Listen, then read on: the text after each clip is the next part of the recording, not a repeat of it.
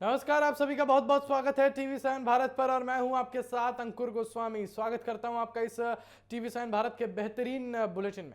तो ज्यादा वक्त जाया ना करते हुए सीधे रुक करेंगे खबरों की ओर। भारत और बांग्लादेश के रिश्तों में एक बार फिर सरहद का मुद्दा गर्मा गया है। सीमा पर घुसपैठ को लेकर पहले से ही तनाव बना हुआ था, लेकिन अब मामला नए मोड़ पर पहुंच गया है। भारत जहां अवैध घुसपैठियों के खिलाफ सख्त अभियान चला रहा है, वहीं बांग्लादेश ने पलटवार करते हुए भारत पर गंभीर आरोप लगा दिए हैं। अब सवाल यह है कि आखिर सीमा पर ऐसा क्या हो रहा है कि दोनों देशों के बीच जुबानी जंग तेज होती जा रही है। दरअसल भारत ने पिछले कुछ समय में अवैध बांग्लादेशी घुसपैठियों की पहचान, हिरासत और उन्हें वापस भेजने की प्रक्रिया तेज कर दी है। कई राज्यों में जांच अभियान चल रहे हैं और सीमा सुरक्षा बल यानी कि बीएसएफ भी लगातार चौकसी बढ़ा रहा है। और पश्चिम बंगाल समेत कई सीमावर्ती इलाकों में संदिग्ध घुसपैठियों के लिए होल्डिंग सेंटर बनाए गए हैं, जहां उनकी नागरिकता की जांच की जा रही है। लेकिन इसी बीच बांग्लादेश ने दावा किया है कि भारत कथित तौर पर लोगों को जबरन उसकी सीमा में धकेलने की कोशिश कर रहा है। बांग्लादेश की सीमा सुरक्षा बल बीजीबी का कहना है कि पिछले कुछ दिनों में सीमा के अलग अलग हिस्सों में से ऐसे प्रयासों को रोका गया है। और ढाका का कहना है कि अगर कोई व्यक्ति वास्तव में बांग्लादेशी नागरिक है तो उसकी वापसी दोनों देशों के तय राजनयिक और कानूनी प्रक्रियाओं के तहत होनी चाहिए, न कि एक तरफा कार्रवाई के जरिए। यानी एक तरफ भारत कह रहा है कि अवैध घुसपैठ राष्ट्रीय सुरक्षा का बड़ा मुद्दा है, वहीं दूसरी तरफ बांग्लादेश भी ये कह रहा है कि बिना सत्यापन किसी को उसकी सीमा में भेजना स्वीकार नहीं किया जाएगा। और इसी वजह से सीमा पर तनाव और बढ़ता दिखाई दे रहा है। और भारत की भी चिंता कम नहीं है। केंद्र सरकार और सुरक्षा एजेंसियां लगातार कहती रही हैं कि पूर्वी सीमा से अवैध घुसपैठ लंबे समय से एक बड़ी चुनौती रहा है। गृह मंत्रालय की ओर से भी साफ संकेत दिए गए हैं कि अवैध रूप से भारत में रह रहे विदेशी नागरिकों के खिलाफ कार्रवाई जारी रहेगी। और इसी नीति को कई जगह डिक्टेट, डिलीट और डिपोर्ट रणनीति के रूप में पेश किया गया है, जो कि बीजेपी की नीति है, शुभेंदु अधिकारी की नीति है। सीमा की स्थिति को समझना भी जरूरी है कि भारत और बांग्लादेश के बीच करीब 4096 किलोमीटर लंबी अंतर्राष्ट्रीय सीमा है। इसमें कई हिस्से ऐसे हैं जहां नदियां, जंगल और कठिन भौगोलिक परिस्थितियां मौजूद हैं। और यही वजह है कि पूरी सीमा की निगरानी करना आसान नहीं है। कई हिस्सों में अब फेसिंग का काम जो है वो पूरा नहीं हुआ है और इसी को लेकर दोनों देशों के बीच लगातार बातचीत होती रहती है। और इसी बढ़ते तनाव के बीच अब सबकी नजर अगले सप्ताह होने वाली भारत बांग्लादेश सीमा वार्ता पर टिकी हुई है। 8 से 11 जून के बीच नई दिल्ली में बीएसएफ और बीजीबी के महानिदेशक स्तर की बैठक प्रस्तावित है। और इस बैठक में घुसपैठ, सीमा पर फेंसिंग, सीमा पार अपराध, ड्रोन गतिविधियां और अवैध प्रवासियों की वापसी जैसे मुद्दों पर विस्तार से चर्चा होने की उम्मीदें हैं। और कूटनीतिक जानकार मानते हैं कि दोनों देशों के लिए यह बैठक बेहद अहम रहने वाली है, क्योंकि मामला सिर्फ सीमा सुरक्षा का नहीं है, बल्कि दोनों देशों के आपसी भरोसे का है। और अगर बातचीत सकारात्मक रहती है तो तनाव कम हो सकता है, लेकिन अगर आरोप प्रत्यारोप का दौर जारी रहा तो सरहद पर मुश्किलें और ज्यादा बढ़ सकती है।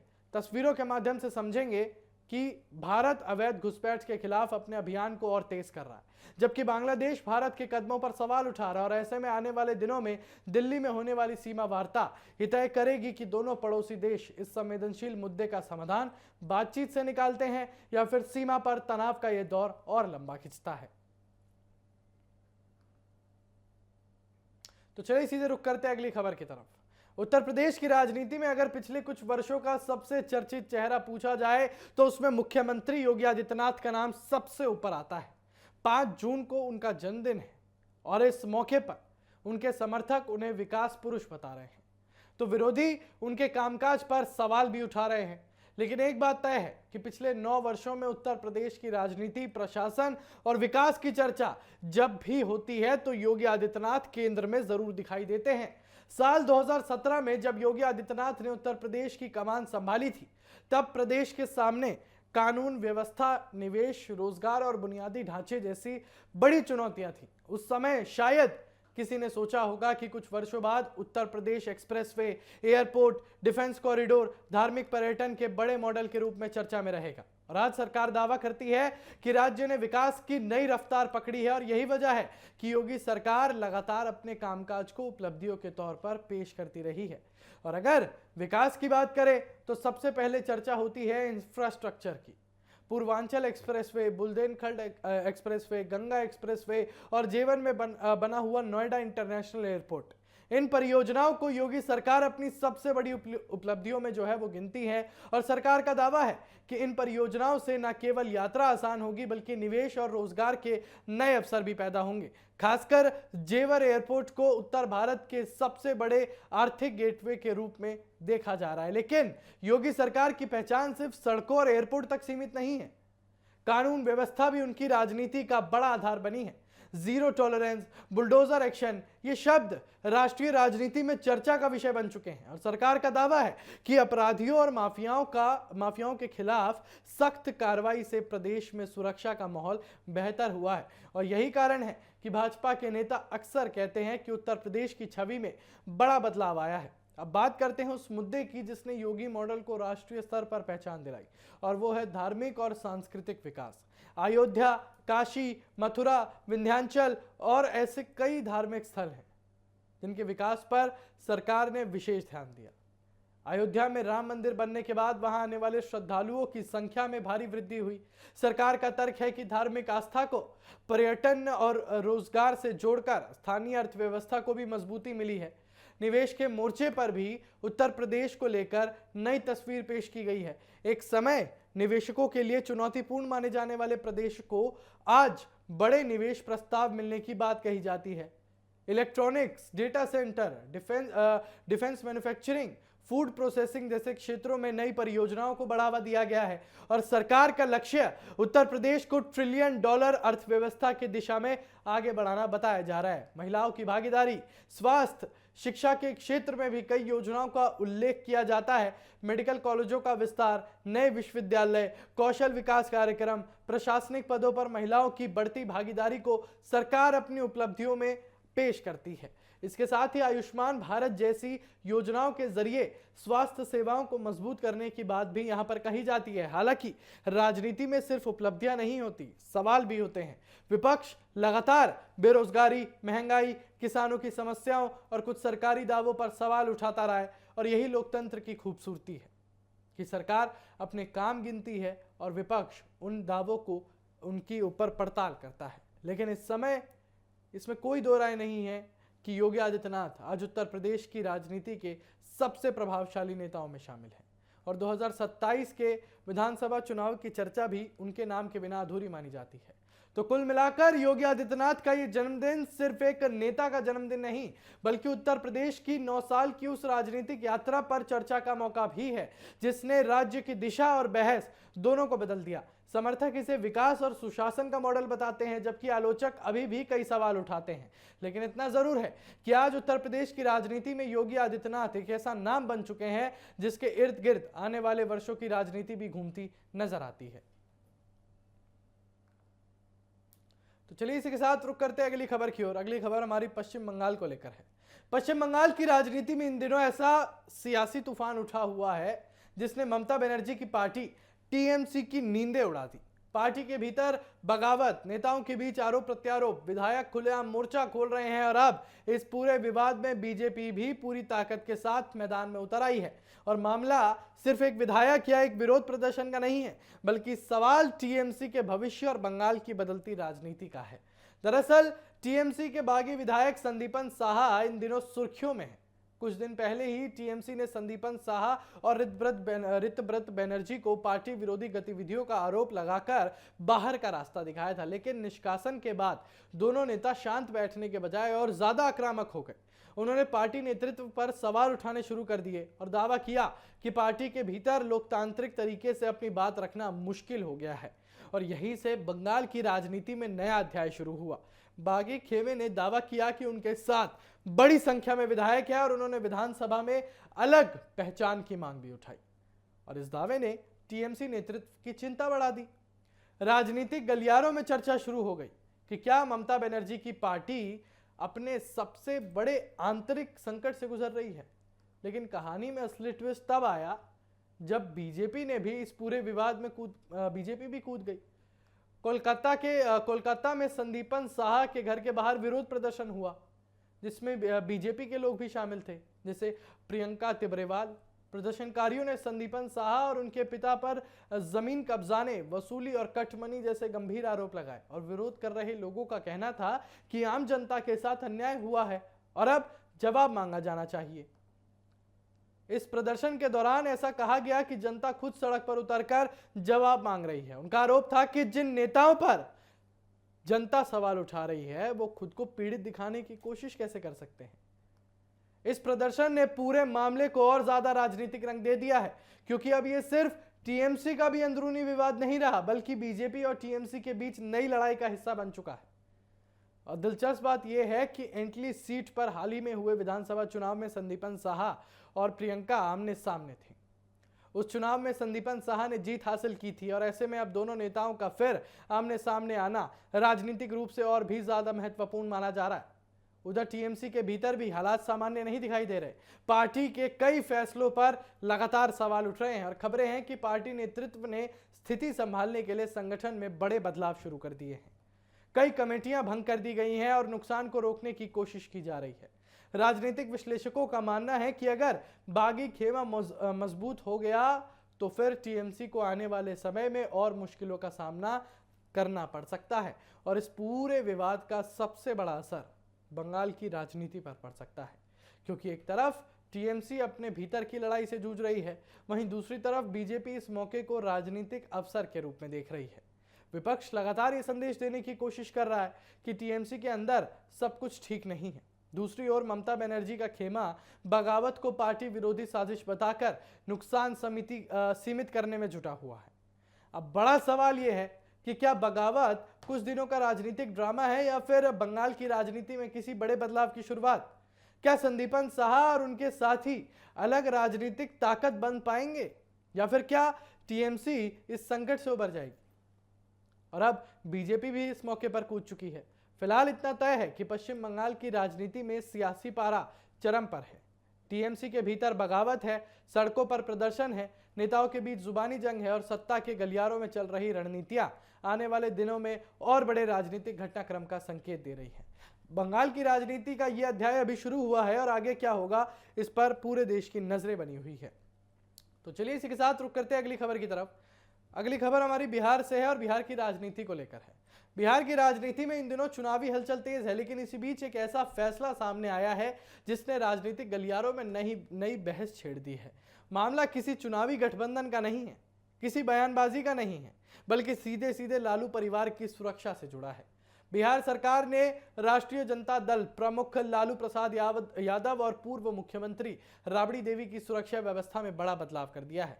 वहीं दूसरी तरफ तेजस्वी यादव की सुरक्षा पहले की तरह बरकरार रखी गई है और यही वजह है कि अब इस फैसले को लेकर सियासत गर्मा गई है। दरअसल लंबे समय से लालू यादव और राबड़ी देवी को Z+ श्रेणी की सुरक्षा प्राप्त थी। ये देश की सबसे मजबूत सुरक्षा व्यवस्थाओं में से एक मानी जाती है, लेकिन अब सुरक्षा समीक्षा के बाद दोनों नेताओं के सुरक्षा कवर में कटौती कर दी गई है। सरकार का तर्क है कि सुरक्षा व्यवस्था किसी व्यक्ति के वर्तमान पद, गतिविधियों और खुफिया एजेंसियों से मिलने वाले इनपुट के आधार पर तय की जाती है। चूंकि लालू यादव और राबड़ी देवी फिलहाल किसी संवैधानिक पद पर नहीं है, इसलिए उनकी सुरक्षा व्यवस्था में बदलाव किया गया है। हालांकि दिलचस्प बात यहाँ यह है कि सुरक्षा कम होने के बावजूद लालू और राबड़ी पूरी तरह सुरक्षा से बाहर नहीं हुए हैं। पूर्व मुख्यमंत्री होने के नाते अब भी सुरक्षा मिलेगी उन्हें। उनके लिए हाउस गार्ड, अंगरक्षक, एस्कॉर्ट वाहन, बुलेट प्रूफ वाहन जैसी व्यवस्थाएं जारी रहेंगी। यानी सुरक्षा खत्म नहीं हुई है, लेकिन वो जो स्तर था सुरक्षा का वो पहले जैसा नहीं रहेगा। अब चलिए तेजस्वी यादव की भी बात करते हैं।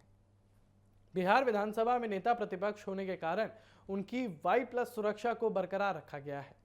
सुरक्षा समिति का मानना है कि नेता प्रतिपक्ष का पद काफी महत्वपूर्ण होता है और लगातार राजनीतिक गतिविधियों और जनसभाओं के और दौरों को देखते हुए उनके सुरक्षा कवर में कोई बदलाव नहीं किया गया है। और यही कारण है कि जहां लालू और राबड़ी की सुरक्षा चर्चाओं में है, वहीं तेजस्वी का सुरक्षा कवच जैसे का तैसा बना हुआ है। और इस फैसले का असर सिर्फ लालू, राबड़ी और तेजस्वी तक सीमित नहीं रहा। लालू यादव के बड़े बेटे तेज प्रताप यादव की सुरक्षा में भी बड़ी कटौती की गई है। पहले उन्हें उच्च श्रेणी की सुरक्षा मिलती थी, लेकिन अब उन्हें सिर्फ एक व्यक्तिगत सुरक्षा अधिकारी यानी बॉडीगार्ड मिलेगा। वहीं सांसद मीसा भारती को 3 सुरक्षा कर्मियों का सुरक्षा कवर दिया जाएगा और तेजस्वी यादव की पत्नी राजश्री यादव को 1 सुरक्षाकर्मी उपलब्ध करवाया जाएगा। अब सवाल यह उठता है कि आखिर यह फैसला सिर्फ सुरक्षा समीक्षा का हिस्सा है या इसके पीछे कोई राजनीतिक संदेश भी छिपा है, क्योंकि बिहार में चुनावी माहौल तो चलिए बनता ही रहता है, राजनीतिक माहौल भी बनता रहता है और ऐसे समय में विपक्षी दलों के बड़े नेताओं की सुरक्षा में बदलाव को राजनीतिक नजरिए से भी देखा जा रहा है। आरजेडी नेताओं का कहना है कि यह फैसला पूरी तरह उचित नहीं है और सरकार राजनीतिक माहौल बनाने की कोशिश कर रही है। वहीं दूसरी ओर सरकार का दावा है कि ये केवल सुरक्षा मानकों के अनुरूप लिया गया प्रशासनिक फैसला है। राजनीति में सुरक्षा सिर्फ सुरक्षा नहीं होती, उसका प्रतीकात्मक महत्व भी होता है। किसी नेता को कितनी सुरक्षा मिली है यह अक्सर उसकी राजनीतिक हैसियत, सक्रियता और खतरे के आकलन से जोड़कर देखा जाता है और ऐसे में लालू परिवार की सुरक्षा में बदलाव ने राजनीतिक चर्चा को और तेज कर दिया है, खासकर तब जब बिहार की राजनीति में लालू परिवार अब भी सबसे प्रभावशाली परिवारों में माना जाता है। तो तस्वीरों के माध्यम से समझे तो कुल मिलाकर बिहार की राजनीति में यह फैसला सिर्फ सुरक्षा व्यवस्था का बदलाव नहीं है, बल्कि एक बड़ा राजनीतिक मुद्दा बन चुका है। एक तरफ लालू और राबड़ी की Z+ सुरक्षा में कटौती हुई, दूसरी तरफ तेजस्वी यादव का Y+ सुरक्षा कवर बरकरार है और तेज प्रताप की सुरक्षा भी घटाई गई है और परिवार के बाकी सदस्यों के लिए अलग अलग सुरक्षा प्रावधान तय किए गए हैं। अब आने वाले दिनों में ये देखना दिलचस्प होगा कि ये मामला सिर्फ प्रशासनिक फाइलों तक सीमित रहता है या फिर चुनावी मंचों तक पहुंचकर नई राजनीतिक बहस को जन्म देता है। तो चलिए सीधे रुख करते हैं अगली खबर की तरफ। अगली खबर भी बिहार से ही है। बिहार की राजधानी पटना से एक ऐसी खबर सामने आई है जिसने शिक्षा जगत, सोशल मीडिया और राजनीति तीनों जगह हलचल मचा दी है। नाम है खान सर। वही खान सर जिनकी क्लास में हजारों छात्र बैठते हैं, जिनके वीडियो करोड़ों लोग देखते हैं और जो प्रतियोगी परीक्षाओं की तैयारी कर रहे युवाओं के बीच किसी स्टार से कम नहीं। लेकिन इस बार चर्चा पढ़ाई की नहीं बल्कि एक विवाद की हो रही है। अब मामला इतना बढ़ गया कि FIR दर्ज हो गई, फायरिंग के आरोप लगे, वीडियो वायरल हो गया और अब पुलिस पूरे मामले की जांच में जुटी हुई है। दरअसल पटना में स्थित एक कोचिंग संस्थान के बाहर 2 पक्षों के बीच विवाद होने की खबर सामने आई और बताया जा रहा है कि छात्रों और सुरक्षा कर्मियों के बीच किसी बात को लेकर कहासुनी हो गई और देखते ही देखते ये बड़े हंगामे में बदल गई।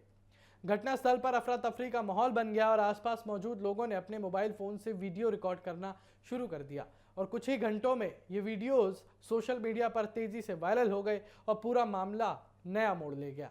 वायरल वीडियो में कथित तौर पर सुरक्षा कर्मियों और कुछ युवकों के बीच धक्का मुक्की और हंगामा दिखाई दे रहा है और इसी दौरान फायरिंग होने के आरोप भी लगाए गए हैं। और वीडियो सामने आने के बाद लोगों के बीच तरह तरह की चर्चाएं शुरू हो गई।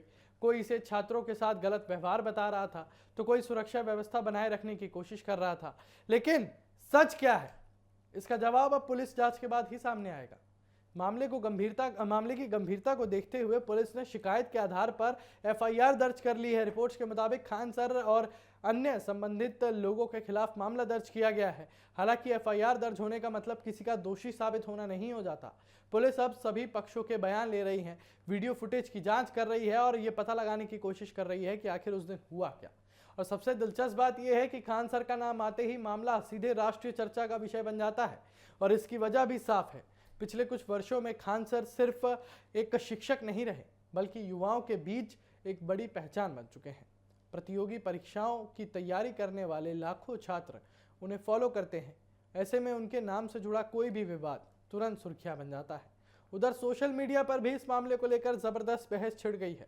कुछ लोग खान सर के समर्थन में उतर आए हैं और कह रहे हैं कि पूरी सच्चाई सामने आने से पहले किसी निष्कर्ष पर नहीं पहुंचना चाहिए।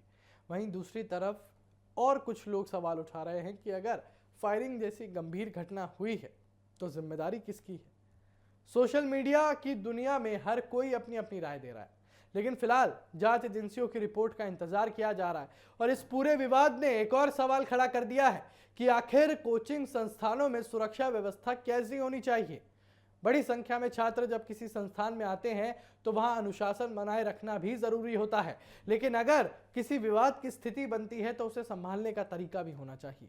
यही सवाल अब इस मामले के बाद चर्चा का विषय बन गया है। पटना में कोचिंग इंडस्ट्री का अपना अलग महत्व है। हर साल हजारों छात्र यहाँ प्रतियोगी परीक्षाओं की तैयारी के लिए पहुंचते हैं और ऐसे में किसी बड़े कोचिंग संस्थान से जुड़ा विवाद सिर्फ एक संस्थान तक सीमित नहीं रहता, बल्कि पूरे शिक्षा जगत की छवि पर असर डालता है। और यही कारण है कि लोग इस मामले को गंभीरता से देख रहे हैं। फिलहाल पुलिस जांच जारी है, वायरल वीडियो की सत्यता की पड़ताल की जा रही है, प्रत्यक्षदर्शियों से पूछताछ हो रही है और सभी पक्षों की बात सुनी जा रही है। आने वाले दिनों में जांच से ये साफ होगा कि फायरिंग के आरोप कितने सही हैं और विवाद की शुरुआत कैसे हुई और आखिर इस पूरे घटनाक्रम की वास्तविक तस्वीर क्या है। तो कुल मिलाकर पटना का ये मामला सिर्फ एक वायरल वीडियो या एफआईआर तक सीमित नहीं है। इसमें छात्रों का गुस्सा है, सुरक्षा व्यवस्था पर सवाल है, सोशल मीडिया की तीखी बहस है और एक चर्चित शिक्षक का नाम इसमें शामिल है। अब सबकी नजरें पुलिस जांच पर टिकी है, क्योंकि वही तय करेगी कि इस विवाद की असली कहानी क्या है। तब तक के लिए इतना जरूर कहा जा सकता है कि पटना की ये घटना आने वाले दिनों में और भी बड़ा चर्चा का विषय बन सकती है। तो चलिए, मेरे साथ बस इतना ही और तमाम बड़ी खबरों के लिए बने रहिए TV7 भारत के साथ। नमस्कार।